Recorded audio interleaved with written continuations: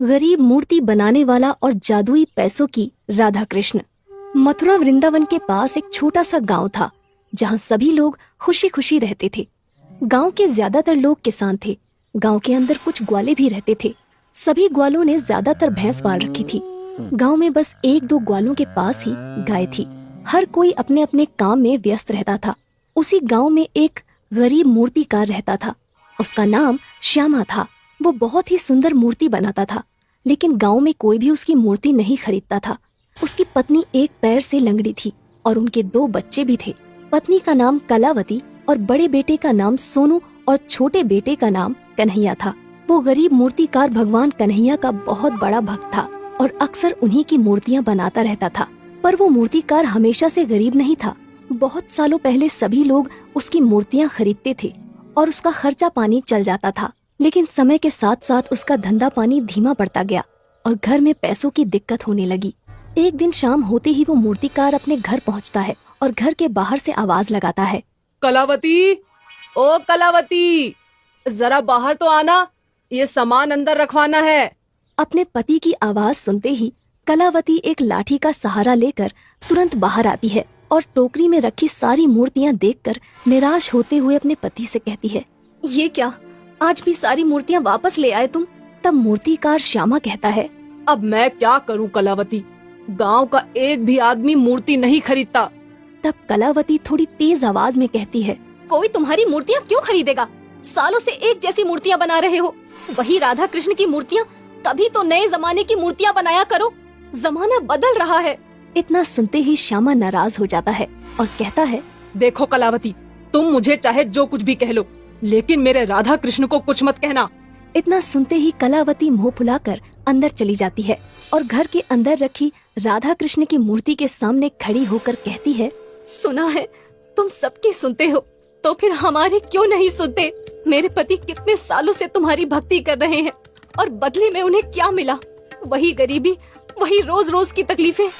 कलावती जब कभी भी दुखी या परेशान हो जाती थी तो इसी तरह राधा कृष्ण की मूर्ति के सामने बड़बड़ाने लगती थी। उसका मायका मथुरा में था और वो भी बचपन से भगवान राधा कृष्ण की भक्त थी। लेकिन समय के साथ साथ गरीबी के कारण उसका भगवान से भरोसा उठ गया।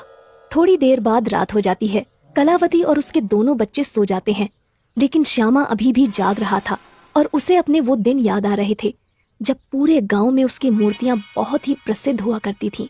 उसकी मूर्तियां खरीदने दूसरे गांव से भी लोग आया करते थे। उसका बड़ा बेटा सोनू 2 साल का हो गया था और कलावती गर्भवती थी।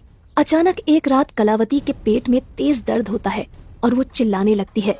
श्यामा तुरंत जाग जाता है और कलावती से कहता है, क्या हुआ कलावती, इतना क्यों चिल्ला रही हो? तब कलावती दर्द से कराहते हुए कहती है, पेट में बहुत तेज दर्द हो रहा है। लगता है बच्चा पैदा होने वाला है। तुम जल्दी से जाकर बूढ़ी काकी को बुला लाओ। श्यामा तुरंत छाता लेकर दौड़ता हुआ बूढ़ी काकी के घर की तरफ निकल पड़ता है। उस रात बहुत जोरों की बारिश हो रही थी और बादल गरज रहे थे।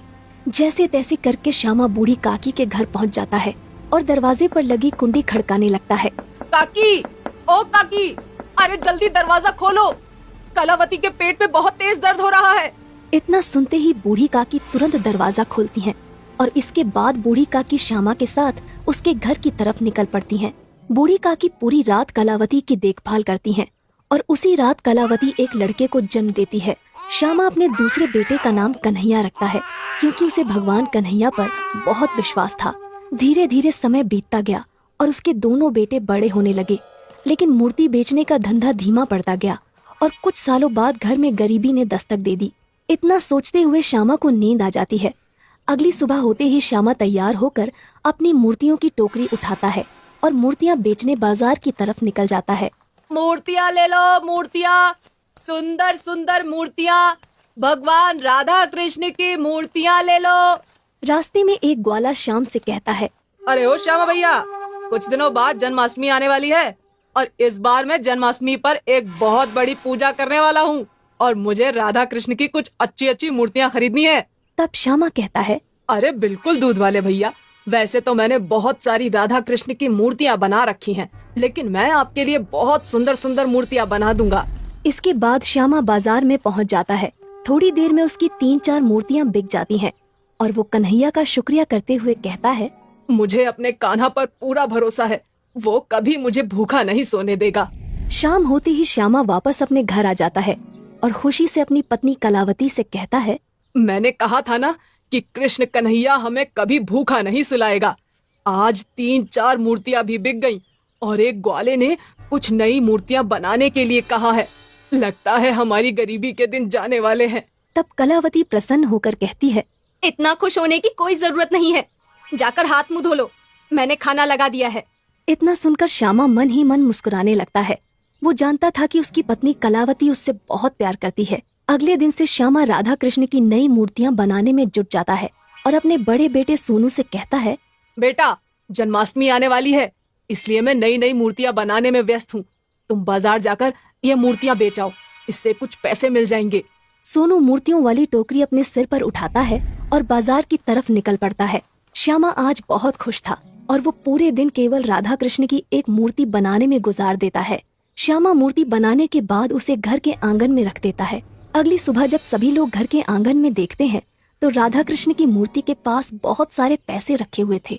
राधा कृष्ण की मूर्ति के पास इतने सारे पैसे देखकर कलावती हैरान रह जाती है और श्यामा से कहती है, मुझे लगता है इस मूर्ति में कोई काला जादू है, आप जल्दी से उठाकर इसे बाहर फेंक दो।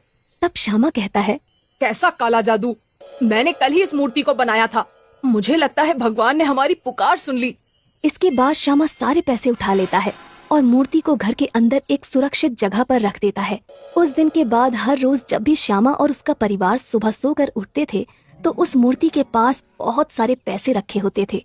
इस तरह थोड़े ही दिनों में वो लोग बहुत अमीर हो गए। लेकिन श्यामा ने अपना मूर्ति बनाने का काम नहीं छोड़ा और धीरे धीरे श्यामा ने एक बहुत बड़ी मूर्तियों की दुकान खोल ली। एक दिन दुकान पर वही ग्वाला आता है जिसने श्याम से मूर्तियाँ बनाने के लिए कहा था। अरे श्यामा भैया, तुमने तो मूर्तियाँ बना बनाकर बहुत तरक्की कर ली। तब श्यामा कहता है, अरे भैया, सब ऊपर वाले की मेहरबानी है। इसके बाद वो ग्वाला मूर्तियाँ खरीद कर चला जाता है क्योंकि अगले ही दिन जन्माष्टमी थी। राधा कृष्ण की मूर्ति के जादुई पैसे के कारण उस गरीब मूर्ति वाले श्यामा के पास बहुत सारी धन संपत्ति आ चुकी थी और इस तरह से श्यामा अपने परिवार के साथ धूमधाम से जन्माष्टमी मनाता है।